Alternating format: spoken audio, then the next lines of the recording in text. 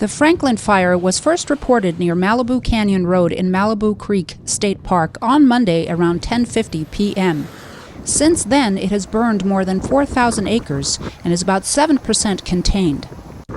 I went to the fire lines last night on Pacific Coast Highway, where heavy wind gusts from red flag winds made conditions very challenging for firefighters, whose main focus was to protect structures, and by doing so, also making sure the flames did not jump PCH. I went to the media briefing area near the command post in Zuma Beach at the lifeguard headquarters. Given it's a wind-driven fire, is this a fast-moving fire? Are you worried about this fire? So we're always worried about fires, especially here in Malibu. A lot of rugged terrain. This area is not a stranger to incidents like this. But as far as overall acreage for a California wildfire, the numbers are not as big as we're used to seeing. But that being said, there's a lot of values at risk here. There's a lot of horse properties up here, and I see there's an evacuation center in Woodland Hills at Pierce College. Have there been a lot of horses evacuated out of this area? So there's been a number of families and residents in the area that have horses and other livestock, and they are utilizing those services to evacuate their animals and take care of them while they're out of those areas that have been under mandatory evacuation. I read some homes were burned in Sarah Retreat. Are those homes a total loss? Yeah. So when they come out with those numbers that say homes destroyed, it's a total loss on that structure. The numbers that were reported earlier in the press briefing were still approximate. There may be additional buildings or structures damaged or destroyed, but we have damage inspection specialists that have been ordered and assigned to the fire that will be doing a much more thorough investigation.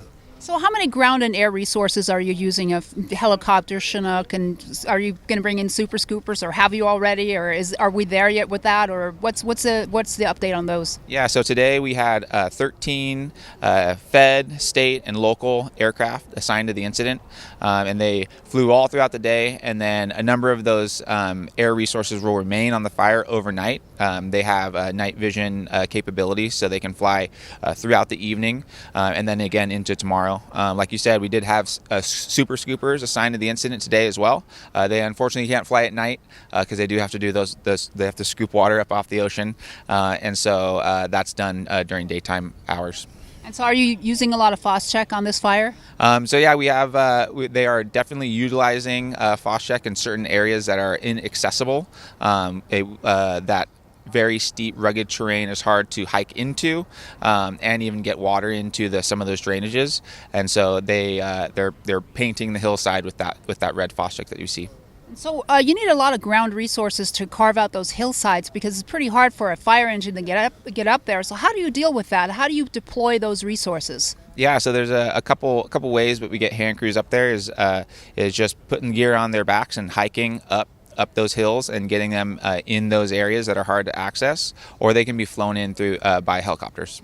And do they have radio communication? So they have, and how do those communications work? Because it's pretty hard to get a cell signal out here, I've noticed. So how do you deal with that end? Yeah, so we have a bunch of radio repeaters all throughout the area. All of our crews that are on the ground are all in constant communication with each other, and back here at the command post, nobody goes onto the fire without communications. Safety is our number one priority. And so how frequently does Command and Control monitor the mapping of the fire, and how frequent are the updates for the ground resources? Yeah, so there's another number of methods. There's just straight up ground truthing with GPS, and then that's a person walking the fire line and then bringing back that data and then logging into the computer. There's IR, infrared flights that happen through both manned and unmanned aircraft, and all of those pieces come in together, and it's all vetted and truthed, and then those numbers are the ones that are released. So you rely on local weather stations, and do you rely on Landsat as well? We rely heavily upon our forecasting partners at the National Weather Service, and they have a network of sensors, as well as a lot of our universities. I know Scripps, San Diego, University of San Diego invest a lot of time, money, and effort into getting those weather stations and cameras installed in the hillside here. Technology was a very big factor in all of what is going on here since they've been fighting this fire, and technology and radio communications play a major role in emergency management. And it was very interesting to learn how the firefighters out here communicate, since there's literally no cell signal, or virtually any cell signal. Reporting from Zuma Beach, California, I'm Alex Dadig with Front Page Index. Current events, law, crime, and politics for you.